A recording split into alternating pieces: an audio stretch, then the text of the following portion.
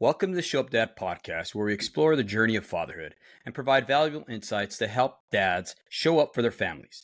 I'm your host, David Mendonca, and today we have a very special guest. But before we delve into our conversation, I want to express gratitude to our sponsors for their support. This episode of the Show Up Dad is sponsored by Tallman Equipment, a trusted provider for high-quality tools and equipment for the powerline industry. Visit tallmanequipment.com to explore the wide range of products and how they can assist you. I also want to give a special shout out to the Show Up Dad Foundation, an organization dedicated to supporting fathers on the journey to show up for their families. Through our workshops, resources, and supportive community, the Show Up Dad Foundation empowers dads to be present and make a positive impact on their children's lives. Learn more about their mission and how they can get involved at the showupdadfoundation.org. Well, guys, today we have a very special guest joining us. Please welcome Garry Junkuhn, a dedicated advocate and father on a mission to help guide and prepare 100,000 fathers to reunite with their children. Garry's passion for this cause stems from his own personal experience of losing contact with his sons for over 3 years. Wow. This challenging period inspired him to take action and make a difference not only in his own life, but in the lives of countless fathers and children around the world. So without further ado, let's welcome Garry Junkuhn to the podcast. Thank you for joining us today, brother. David, really appreciate and grateful to be here. Absolutely.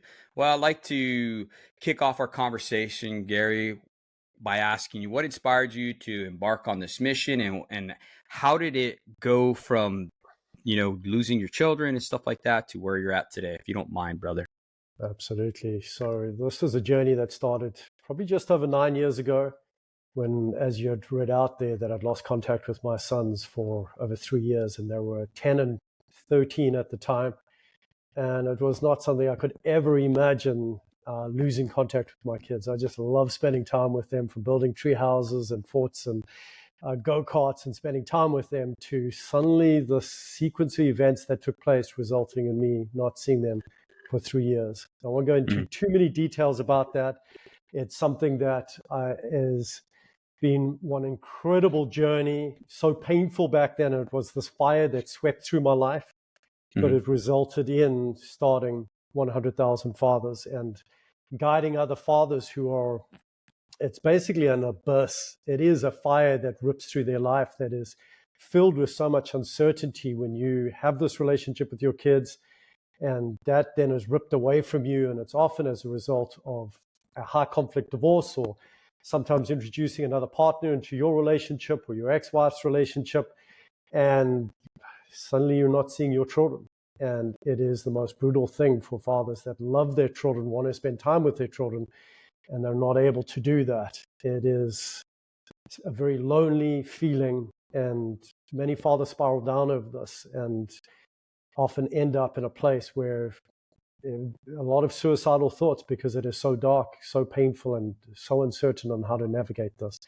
So happy to go into any details about my own journey, but I didn't want to go into too much detail. There is so much that I'd love to share, and it's so much more beyond my own journey as opposed to the fathers that I actually work with, and the changes in their lives, I think, is the more important part of this.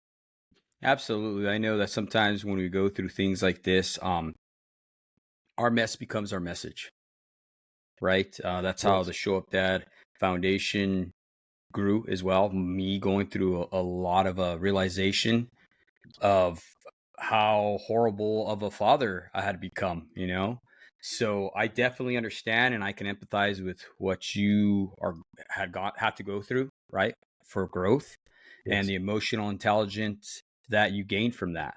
So yeah, I definitely understand what you going through, right? But with that being said, how do you help fathers now going from that state? You went through all these changes and everything.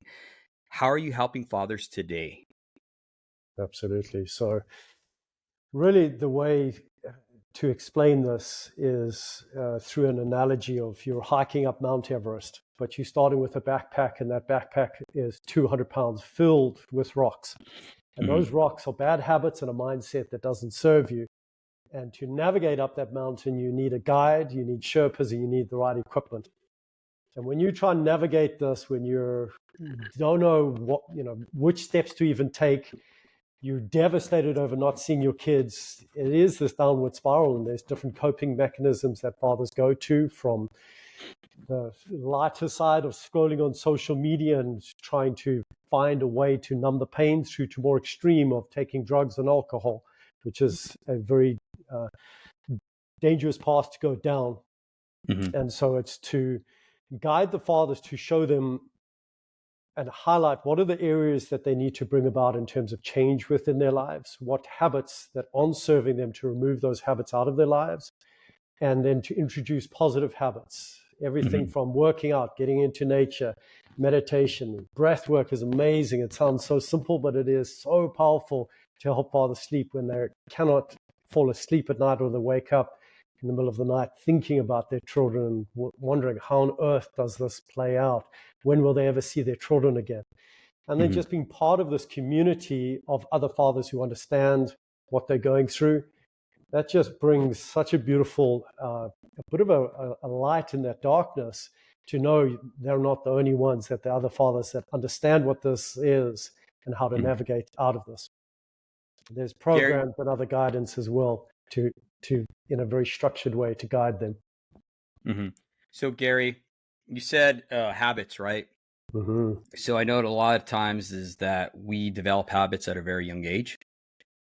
What are some of the habits that you've seen through your work that are some of the biggest hindrances that men carry or fathers carry into, ultimately the dissolve of marriage and not being able to see their children and stuff like that? Yes. I would say, and this is probably a little controversial, Uh-huh. is making sure you're looking after yourself. Many fathers and mothers, they Mm-hmm. dedicate all of their time and energy to those children, and they give no time to themselves. They put no Mm. oxygen on themselves. And so they feel almost guilty if they're spending time with friends, or just doing hobbies and habits, being part of sports teams or anything like that, that they really enjoy, but it takes a little bit of time away from the family. But often fathers and mothers don't realize the importance of that, being nurtured externally and not getting everything from, say, your partner or from the time with your kids. So they start losing themselves in that relationship, and they start then spiraling down, because they're just giving, giving, giving, giving, and they've got nothing to actually fill themselves up. And it ends up being a very poor example to the children in terms of Mm-hmm. how to actually live life in a healthy and positive way.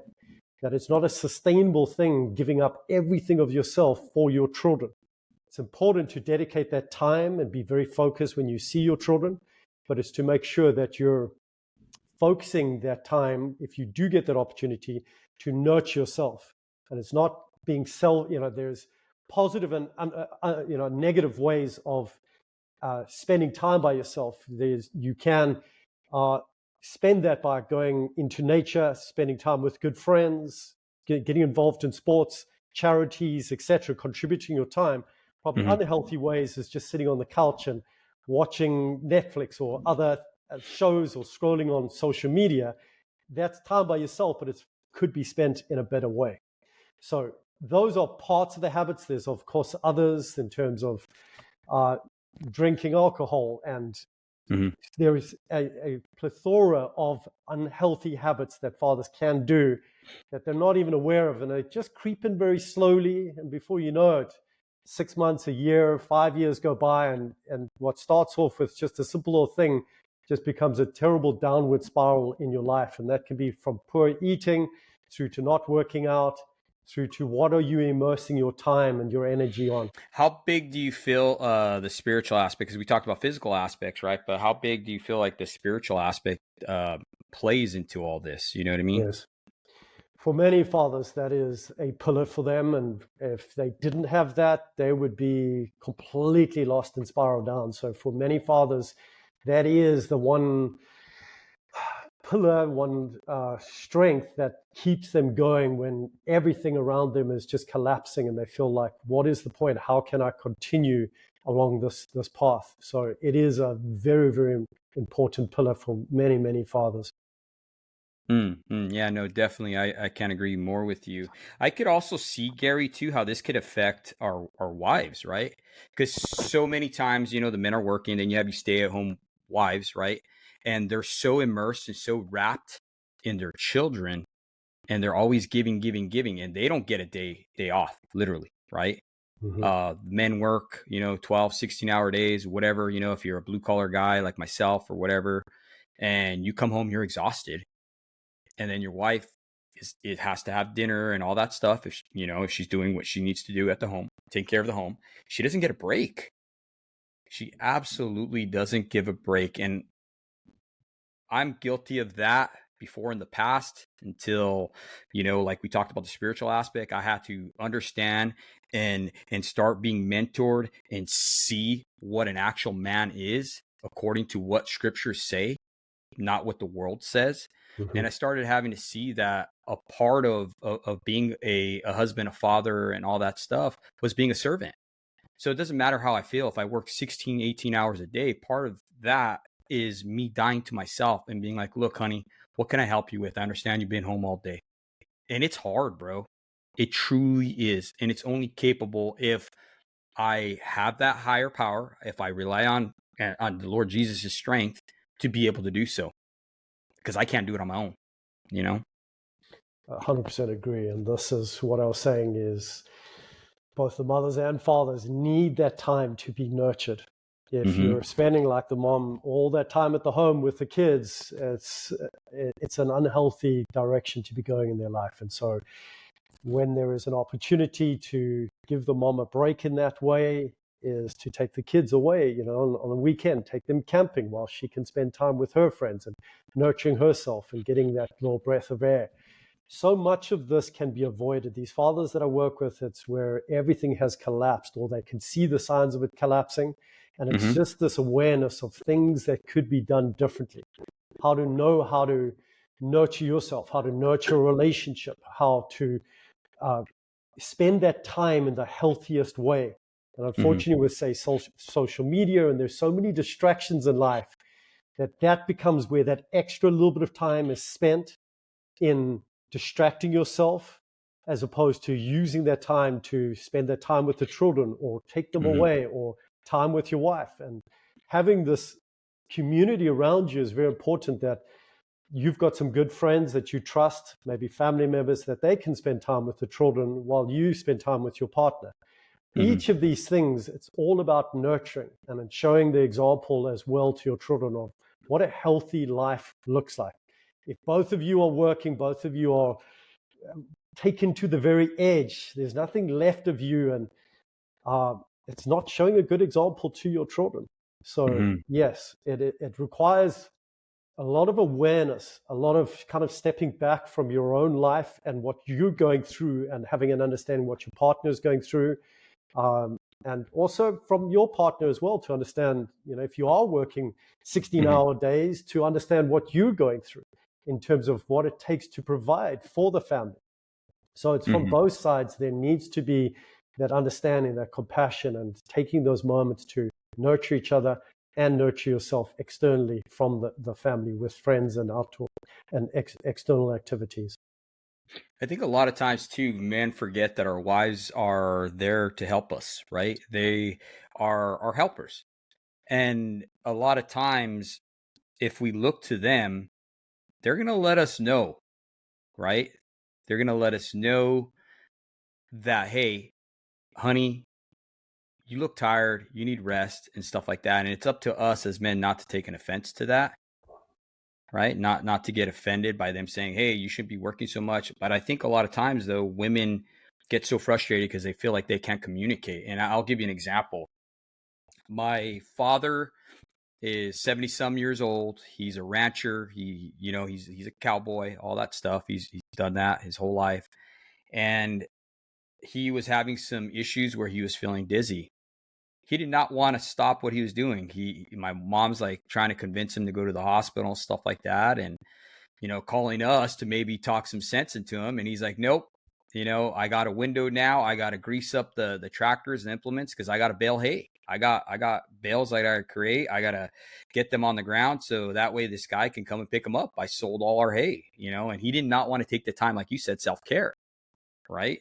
Finally, through the influence of a wife, because that's a wife's gift, is able to influence her husband for good or bad. she was able to influence him to say, hey, look, this can wait. And they went, and thank God nothing was wrong with him. He just had a vertigo, right? But they're able to get that worked out, right? But it takes you working as a couple together, not apart, right? How can two walk together unless they agree? Is what I'm getting at.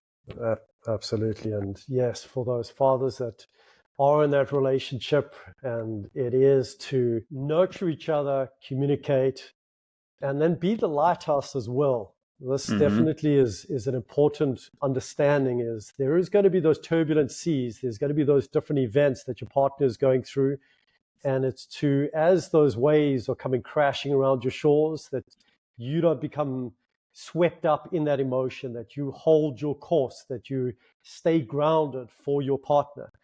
But to do that requires a hell of a lot of work. That doesn't just happen. That requires strengthening your mind with so many different ways. It's a skill that it's through repetition that takes place.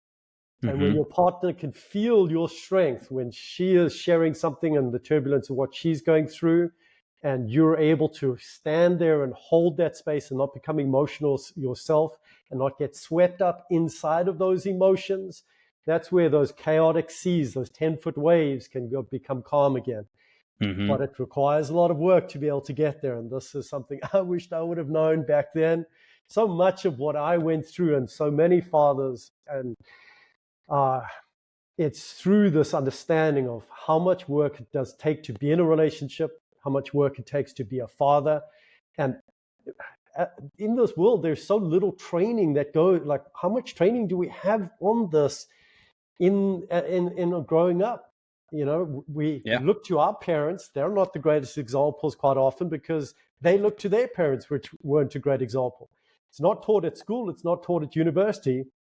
So this is where, through shows like yourself and other great shows, and through other incredible books, that you can gain this understanding and then start putting it into practice inside of your life, so that when those moments take place, of those 10-foot waves that your partner is going through, all life gives you, that you can remain grounded and don't get swept up and get swept into this little rowing boat, thrown around by life. And that's where things start breaking. I can't agree with you more, Gary. You're 100% right when you say that when our partner's sharing something that's very traumatic or emotional, it does take a lot of training for us to self-control, to not take offense, especially when it's something you did, right? I'm guilty of that. I'm still learning because it's training, like you say, and I got to rely on God's grace, because some of the things that I did that I'm not proud of were very hurtful in my marriage. And it was through ignorance and disobedience, right? And like you said, a lot of times we don't have a blueprint. We fall upon our parents and what the world says and this and that, right? And that's not giving it any excuse for what I did, but it's saying I acknowledge and I'm getting the help. And the help we have, like you said, is out there. It's through our marriage ministry that we have a biblical perspective to marriage. It's through our parenting ministry, right? And it's also a lot of grace. I think couples nowadays don't give each other grace. They don't even understand the meaning of grace. The perfect example of grace is what Jesus did for us on the cross when he died, knowing you were not going to change. He still died for you to change your sins, to accept you right where you're at, right? Not for you to be perfect by any means, because life is a process, right? And that's what he did. He died for us, knowing that we were broken people, right? And I think that's where we need to rely on. We got to see that and accept that and be like, all right, let me extend grace to you. I understand you're going through this pain. I understand you're emotionally charged right now. I'm just going to be here to comfort you. And that's a lot easier said than done. Absolutely. Grace is a very important way of, a principle to apply to lives and relationships. If every single time that a partner, both sides, the husband or the wife, does something wrong and the other partner then comes down hard on them on that and then holds them to that in the future, I think one of the keys to healthy relationships is understanding we're human, we're a work in progress, and mistakes that get made, to just not keep those held in your memory and bring those back as fuel for the fights when things become turbulent. It's to make sure that things that have happened in the past stay in the past, and realize we are all working on this. We're not perfect, and to hold and give grace to each person in that relationship, and that is going to dissolve many of those conflicts that do take place. And instead of it being starting out as 2-foot waves, often they become 10-foot waves, because those things from the past start showing up. And also because we don't get to work on ourselves, those become these raw nerves that get touched on. And then that inflames inside of ourselves the 10-foot, 20-foot waves. And suddenly together you're dealing with the tsunami. And so it requires both people in that relationship to be doing that work to result in calming those seas, and to find a way to navigate those turbulent times and the difficulties that we face in life together. So definitely in those situations. I'll definitely like to talk as well for the more extreme cases where there isn't the marriage that has broken down, for a lot of the fathers that I work with, but we can touch on that in a bit. Yeah, no, absolutely. In fact, that's where I was going next. Is we understand that a lot of times, the death of a marriage is divorce, straight up. Okay, it's over. We understand that happens a lot, right? It's very, very prevalent. It's prevalent in our trade. It's prevalent right now. It's even more prevalent now than it's ever been in the church. Okay, why are these things happening, right?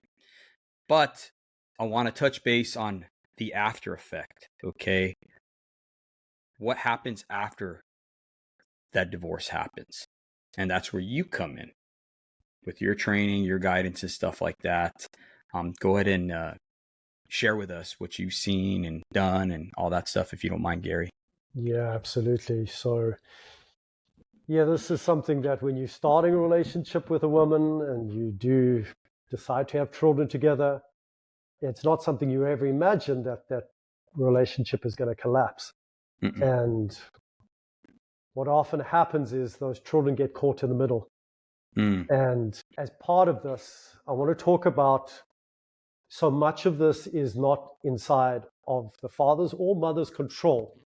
And that's where a lot of time gets focused on. It's all the things that took place and why she's doing that and why he's doing that, and all the negative side of this. There's no good that comes out of that. Focus on yourself when you're going through something like this, in terms of nurturing yourself, looking to see what good can come out of this fire that's ripped through your life, instead of looking at that past. And what I mean by that is, how can you move forward in the healthiest possible way to show your children that, yes, mom and dad ended up breaking apart, but it doesn't mean that is how things need to continue into the future, of these two people being angry with each other and the child getting caught in the middle of all of this. The children will look to those parents to see, what are they doing with their lives? What are they saying? How are they navigating this? And when that father is then putting in that work, or the mother's putting in that work to heal themselves, to nurture themselves, that child is seeing that father or mother navigate this in a very different way. So by simply working out, getting into nature, eating healthily, not sitting on the couch and ruminating and talking constantly negatively about what's taking place, each of these things are those positive steps heading in that right direction there. So it is a very complex thing, that in the beginning phases, there is that fire, that it's hard to not get so involved and think constantly about this and everything that's taken place. But no good takes place if you stay in that place. Make sure that you have other good friends to spend time with, to help you through this, maybe a community of either fathers or mothers that understand this, not a community that is angry and looking to take down the system or looking to take down the other partner, but looking to see, how can you become the best version of yourself of this? For many fathers and mothers, this is where going to the Bible and looking to the lessons that are there. You know, in my community, we welcome fathers of all faiths. We understand that this is an important pillar for so many fathers, and this is something as a rudder that keeps them from spiraling down, and to encourage them to strengthen that pillar along with strengthening the other pillars, your mind, your body, relationships with other people around you, your income, your contribution to society, to put things into perspective. When you help others out, your own journey just becomes a little bit more in focus, or at least gives you more perspective on what you're going through versus other people that are in more difficult situations. So when you separate yourself from the story of what's taken place in this event of the separation from your partner and the mother of your children, or for the woman, the father of the children, it's to look to move through that and don't stay in that space through strengthening and working on the areas that are inside of your control. No, I agree with you. Definitely can't sit there in that pain. Just through our work and what I've seen and stories and everything else, I see a lot of men that do that. They, self-pity, they wallow. They're focused on what she's doing, how she's living her life. And you're absolutely right. When you do that, you're refusing to take control of the only thing you have control of, which is yourself. And you have to, I believe that you have to grieve, because they say the pain of divorce is equivalent to losing a child for a lot of people. And I mean, I have 3 children and I can't even imagine how that would feel. So yeah, you definitely have to give yourself grace and grieve, but don't stay there. Do not stay there, right? There is hope. If you so choose the spiritual aspect of it, there's promises like crazy throughout the Bible where God says, I will cause all things to work together for your good, according to my purpose. We understand that God didn't create divorce. He hates divorce, but he understands people are flawed. And that's why we have Jesus, because people are messed up. And we're going to make tons and tons of mistakes. And I like what you said, Garry, that 2 people didn't just get married at the beginning with the idea that, hey, we're going to have kids, and we're going to divorce, and we're going to destroy our family. No one says that, right? But it's through our own disobedience, our own ignorance, that we go through life fighting each other instead of fighting for each other, right? And there's another way. But when you do get to that aspect and you do go through all this and you make all the mistakes like so many people before have, there is hope. And there's hope in God. There's hope in practices like yours, Garry, in the Show Up That Foundation, right? Where we're there for you guys to give you guys support. Now, with that being said, Garry, I wanted to ask you, triggers are a big thing. And I hate that word. I got corrected by my own mentor. I was saying, oh, this triggers me or that triggers me. Okay.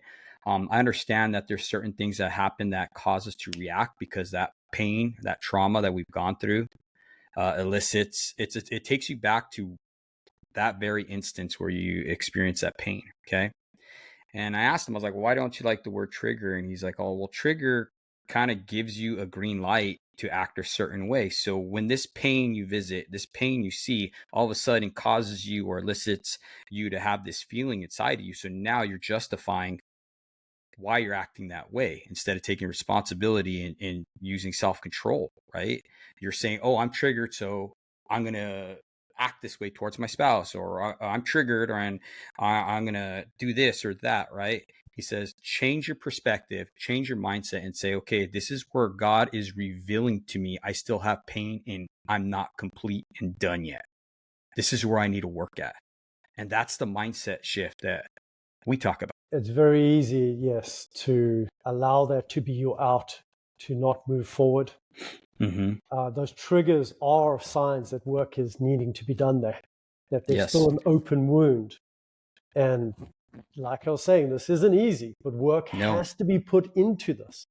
If you just sit there and you don't do anything about this and you just ruminate on the past and you don't take action on this, you will stay in that hell for years. I've had fathers that have reached out to me for 10 years, 20 years of not seeing their children, and they've stayed in that same state of hell, and it is a living hell. And those 10 or 20 years aren't like we normally experience 10 or 20 years. Those probably feel like 100 years, because when you're staying in hell like that, it is unbelievably difficult. But I've seen same fathers in terms of the situation that father was telling me of what they went through. When they take action and start taking responsibility for what is inside of their control, it's not inside of their control how the mother is handling the situation, how the kids are responding, how anybody else, the courts and judges and lawyers and everybody else who's involved in this situation are responding to this. All of that is outside of a man or a woman's control. What is inside of their control is their mind, their body, their other relationships, how they contribute to this world. Spend your time and energy on those areas and not what's happened and what is outside of your control. So then those triggers aren't going to remain these open wounds where you don't want anybody to talk about it. And often what also happens is that saying, what you resist will persist. And if you don't put work into that, that is an area in your life that will just keep on showing up and up and up in your life. And you'll end up pushing everybody away from your life. And that's a painful outcome of not putting work into this. And understanding nobody is coming to save you in terms of to do this work for you. You have to take action and use the tools that are available to you, whether the path is understanding the lessons from the Bible, or whether it is working out in the gym, or taking action in terms of the healthy diet, or getting into nature, or volunteering at a food shelter, or whatever it is. Each of these, it's not a singular one thing that you need to do. It's combining all of these together to bring about these changes within your life. And then suddenly those triggers just become less and less and less and less, to the point that you can think about it and speak about that. And it's no longer feel these intense emotions because you've done the work to work through that. No, I agree with you, Gary. You definitely got to put in that work. One of the things that I want to mention, Gary, is I had a past guest on here, and he talked about how his divorce was so traumatic and so bad that he remembers asking, it had gotten to a point where he couldn't even be around the family. And he had to ask his neighbor if he can go upstairs and look through their window into his family's home, where he used to live, where he was thrown out of, to watch his kids open the presents. And that broke my heart. That broke my heart that he had to experience that. But I don't say that to grieve anybody or for a dramatic effect or anything like that. I tell you that because there is hope, because he's been able to change his life around. And the way he's been able to change his life around, Gary, was through helping other people, working on himself and then focusing on other people. And I thought it was interesting because in that whole podcast, he talked about no matter how harsh his ex-wife was and the bad talking and everything she did to him, he always treated her with kindness and respect and love. He didn't fall into that negative aspect. And he said that he was almost like she was seething. The more he was kind to her, the more she was angry. And I thought about the scripture that says that when your enemy's being mean to you, and you're returning kindness to them, it's like heaping hot coals on their head. And that's exactly what he was doing in that aspect. He was actually not falling into these little childish games, right? He was not giving into his own emotions. He was being the bigger person, which is showing a level of maturity in that aspect, because someone's got to be mature, And he was also teaching his children a valuable lesson. Man, just because someone comes against you doesn't mean you got to return that anger to them, right? And I think that was the epitome of showing the love of Christ. Honestly, that is supernatural, beyond anything I could even think of, right? For him to be able to do that with someone who is just so hateful and angry with him in that aspect because of pain and trauma and whatever, but he was helping other people, and that took all that negativity off of him, and he continues to do so. And I just want to give him a shout out because I know he listens to this podcast, brother. Doing a heck of a job, man. I appreciate you. It takes a lot of courage to do that, and it's very difficult because what often happens is you show that kindness and it gets treated often as weakness, and it just ends up spiraling down for so many fathers and mothers as well on the other side. And short term, it doesn't feel like that is the path. But I've seen fathers, and it's hundreds of fathers now, about 1,300 fathers that I've personally spoken to and guided through this, that by bringing gasoline to that fire, and this is in the form of fighting it in a negative way and trying to force your partner to see your children so that you can see them, inflames that situation to the point where the children get caught more and more and more in the middle of that, where it becomes a tug of war and they are the rope. And it's not something that is a short-term journey. As soon as you start bringing gasoline in the form of fighting this in court, it is something that ends up escalating so much because it's not a 1 month process. It's often years that this takes place. I've had many fathers that 10 years of going through this, 10 years of those children constantly hearing this and hearing what's taking place and getting dragged into testify in court. And it goes to such extreme levels versus so many fathers that I've worked with, when they put down those cans of gasoline and they stop fighting this, that then those children start gravitating into their father's lives. There's so many fathers that I've worked with now where that has been the outcome. It was my outcome with my sons. The 3 years of not seeing my beautiful sons, I now see my sons and I've got a beautiful relationship with them. They're 19 and 22 and have found a place from it being so turbulent with my ex-wife and this forcing and this fighting and this constant fueling this fire between the two of us to being in an amicable place. Now, for some fathers, that's something that they'll never be able to get to and can't even imagine getting to that place. But understand, when you start fighting the mother of your children, or if you are a mother fighting the father of the children, understand what happens to those children. You're wanting to get even, you're wanting to get what is fair and try and get justice. And something that some fathers talk about is you can either get justice or you can see your children. You can't have both. And really understand who are the greatest victims in all of this is the children here.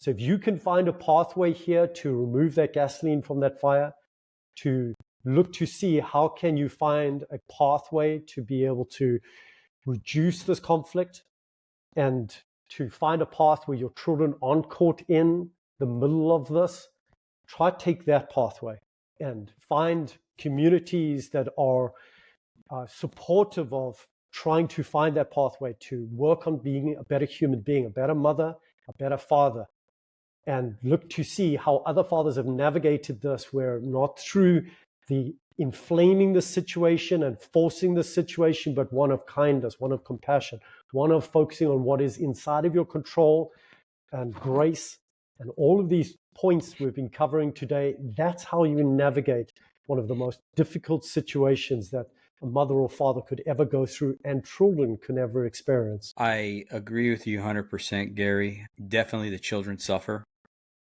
big time when you choose to point fingers, right, in the situation and not take accountability for your own actions. I think a lot of times we get so obsessed with not taking accountability and, well, you did this and you did this and you did this, right? And it's like, look, man, it takes two, right? It takes two people. There's always another side of the story. There's always a different perspective coming from that person. You may have thought you were the greatest husband in the world.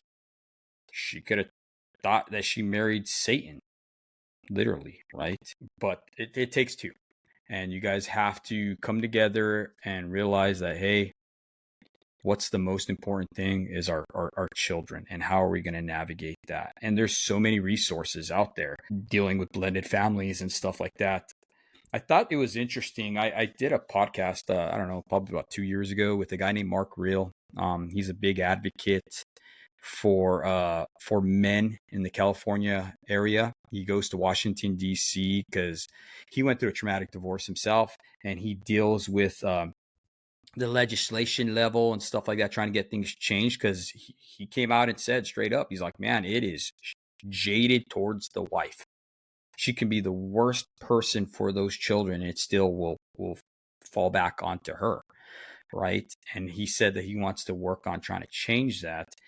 But one of the big things he says, and I want you guys to listen up, guys, if you're going through that, if you're in this situation, he said the first 90 days of the divorce, or if you're going through the divorce, whenever the papers are signed or whatever, he said the first 90 days are the most crucial. He's like, dude, you need to exercise self-control. Don't be sending text messages of hate. Don't be doing all this stuff, because the court will use that against you. You have to show discipline in these areas. Read a book, do whatever you got to do to take your mind off of that other person and the pain that's associated around your situation.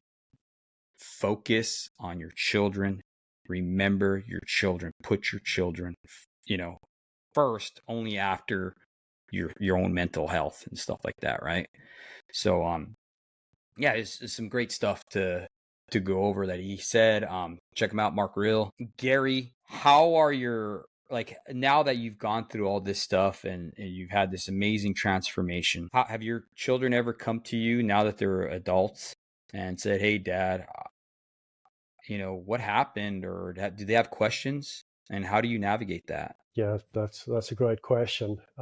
Both my sons have actually been guests inside of my community, speaking with the fathers, and where the fathers have actually asked them questions about what actually took place.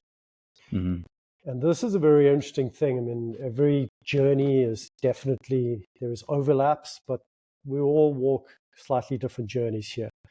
Yeah. For my sons, they had, and I don't know if this is our ability to withstand some very difficult things, they don't remember so much of what actually took place on this time apart. What has taken place in my relationship with my sons is we've built, from the moment in that first contact again, we've built one positive experience on top of a positive experience on top of a positive experience. So many fathers could navigate this, and even mothers, where they think, I'm going to tell my kids what took place, my side of the story, to try and clear up the past.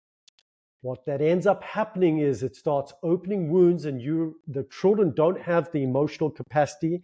Their brains aren't formed enough to be able to understand what you're even sharing with them. And often when one parent is sharing that side of the story, it's throwing the other parent under the bus. And understanding children are both the mother, half the mother and half the father. So a lesson that, I don't know, intuitively, I didn't go into that past in terms of trying to share my side of the story and explain what took place. And we've just built positive experiences upon positive experiences. And so, again, this is often something that I've seen from all the fathers I've worked with, where they have gathered this mountain of documentation that they've used as part of their fighting for the kids in court.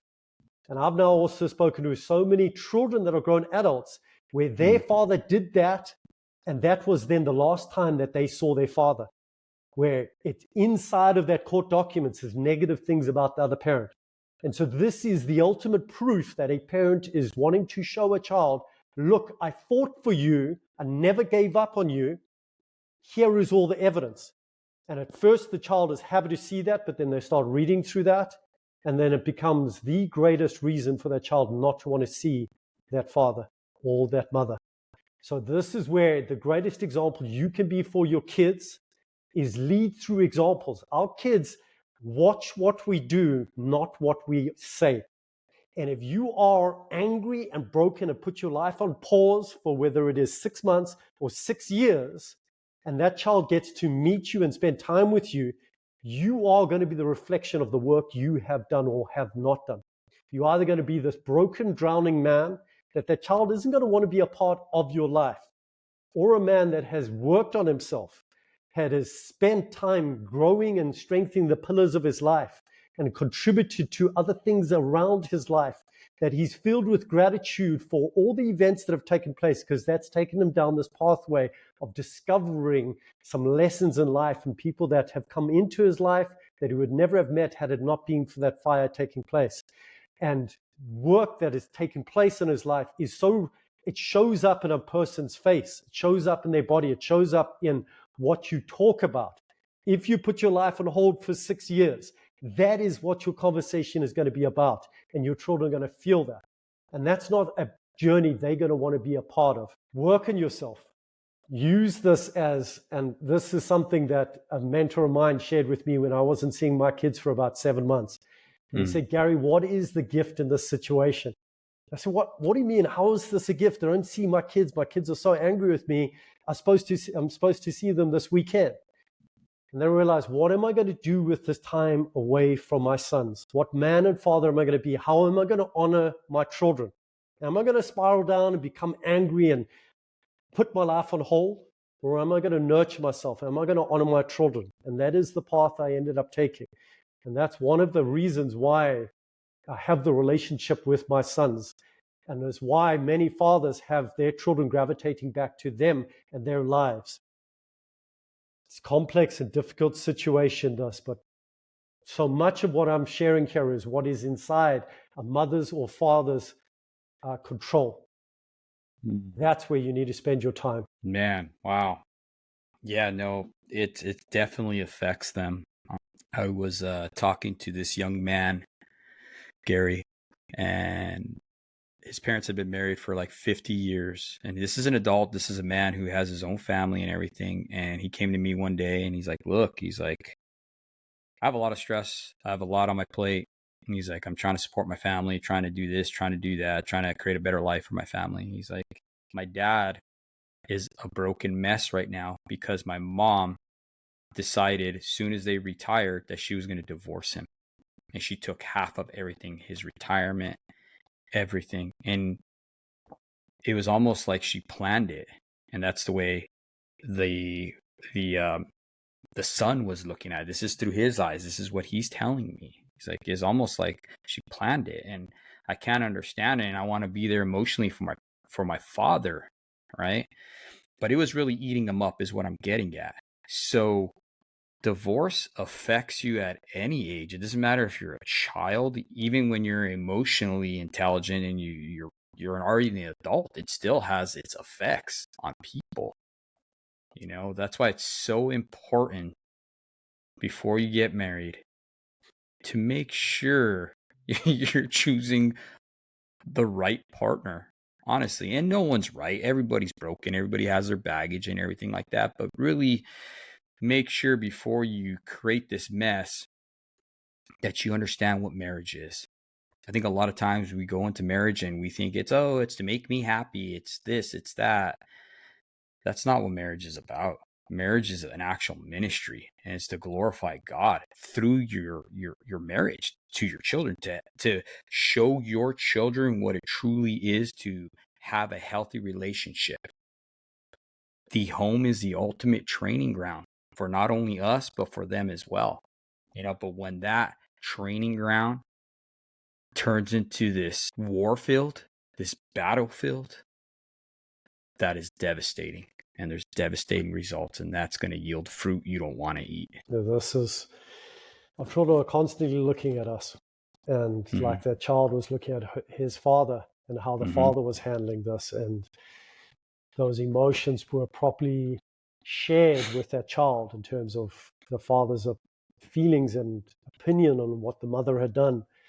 And this is seeds that can get planted in a child's mind. And that's in an adult child's mind. You imagine in a child's mind, a teenager's mind, where it's so turbulent of what they're going through in life. And then you share these negative thoughts with that child, whether it's the mother sharing it with the child or the father sharing it with the child. They don't have the maturity to be able to handle this. And it's your responsibility to not share that with them, that they don't get swept up in this and the negative emotions that they then start forming a negative opinion of the other parent. Mm-hmm. This is an important aspect and message for, I'm hoping the people that are listening here that might be going through this, maybe in the start of a divorce and looking to separate, and they're looking to share all the things that are on their shoulders and what their experience from the other partner with the children, understand the harm that you're putting your children through by actually doing that. Mm-hmm. This is something that can be stopped before it even starts through your own action and your own self-control of this. Rather connect with other good people that have navigated this and are going to help you to not stay in that space of that anger, but to see the positive in this, to be able to move forward with your life and know that person wasn't the right fit for you. Put work into yourself for somebody future that will be a better fit for you, but not for this to spill out into your children's lives. Protect them from this. Yes, 100%, Gary. I man, when you're talking about that, I was thinking about this one situation where my father told me one time, he's like, man, he's like, you are who you hang with. So what I'm getting at that, guys, is that surround yourself with people who haven't gone through a negative experience with marriage, with divorce. It has tremendous it has tremendous effect on you, on the way your judgment is and your thinking when you have this person spewing poison into you because they haven't dealt with their trauma. They're stuck, literally. When you haven't dealt with your trauma, you are literally stuck at that point and you will not progress. You will not move forward. You're stuck. Okay. And when you meet those people, and you guys probably have met them before, you probably recognize this. They speak poison. They speak death. And if you're constantly listening to that, it's going to affect you. It's going to go in your ears and it's going to work its way into your heart. And out of the heart proceedeth the things of the mouth. Okay. So next thing you know, you're speaking just like that person. So be very, very careful who you surround yourself with, especially when you're hurting. You definitely don't want to take advice from somebody who's going through this and hasn't grown from it, hasn't learned anything from it. So just keep that in mind, guys and girls. If there's any women listening to this is very, very important. Garry, what piece of advice can I ask you now to share with our audience? Something, just a golden nugget, something you wish you would have known that you can just share and drop on our audience right now, brother, if you don't mind. Yeah. I want to share maybe 2 or 3. One, don't isolate. Okay. If you ever want to punish somebody, put them into solitary confinement. But when you go through something like this, you're going to feel a lot of shame if your children don't want to see you, and society doesn't understand this. And it can feel very lonely of this breakdown in the relationship with the mother of your children and not seeing your children, that many fathers end up isolating themselves. Don't isolate yourself. Connect with other good men, like you're saying, not those angry men, but those men that are looking to become better versions of themselves. So there's that. The other is what I'd shared at the beginning, is remove those unhealthy habits that don't serve you. Alcohol is one of those that it's a short-term numbing of this pain and allows some fathers to fall asleep when they're kept awake over this. That is something short-term that will really take you on a dark and downward spiral. So remove unhealthy things from your life and get into nature. Nature is such a beautiful healer and helps you gain a little perspective in this. Working out. I mean, there's so many things here. As you can feel, there's so many. It's not just one thing, but when you combine these together, it's a compounding effect. No, there isn't one solution on this, but it's not isolating yourself. Remove unhealthy things out of your life. Add healthy things back into your life. The working out, communities, volunteering, listening to beautiful audiobooks that your mind stays on track and doesn't start ruminating on all the negative things. So keep going on this. Know that this first phase is incredibly difficult as things are collapsing. That first year is often the most painful. This too shall pass. As long as you surround yourself with good people and you take action on these things in terms of removing unhealthy things and bringing healthy things into your life. Garry, well said, brother. I just want to give you the opportunity now to tell our audience how they can get a hold of you or anything like that if they have any questions. And I thank you for your time, brother. So go ahead, man. Thank you. Yeah, you can just do a Google search for 100,000 fathers. 100K fathers is the abbreviation there. It's 100k-fathers.com. And this is an opportunity to be able to book a call. And every single father that ever schedules a call, there is something available to them. We've got part and full scholarships for fathers that are in a difficult place. The organization is funded through fathers that are in a good position, and that supports the organization for both the community and the programs. But fathers that aren't in a good place, there is programs and opportunities available to them. This is a lifeline for every father. So go ahead, search us out. I'm adding more content. There's a lot of content on Vimeo. There's a lot of more content I'm adding to YouTube, just in terms of free resources that will become available. So just do a search on that, follow us, and reach out. You're not alone in what you're going through here. Absolutely. Well, thank you, Garry, for your time. I appreciate you coming on and just sharing your insights and having this conversation with me, man. I really do. David, thank you for your hard work too. And guys, I wanna end this episode with something I want to share with you. Jeremiah 29:11. This podcast is based off of bringing hope to everyone. And I want to end with this. Jeremiah 29:11. It says, "For I know the thoughts that I think towards you, says the Lord. Thoughts of peace, not of evil, to give you a future and a hope." I want you guys to resonate on that. If you're going through it right now, just know that God loves you. He didn't want this for you. People have their own choices. We have free will. And just know that He is there for you. He will never leave you. He is not going to forsake you during this time. Okay? He wants to give you a future and a hope. Just turn to Him. With that being said, thank you. This is David from the Show Up Dad and my special guest, Garry Junkuhn. And we'll be seeing you soon. Thank you. Thank you, David.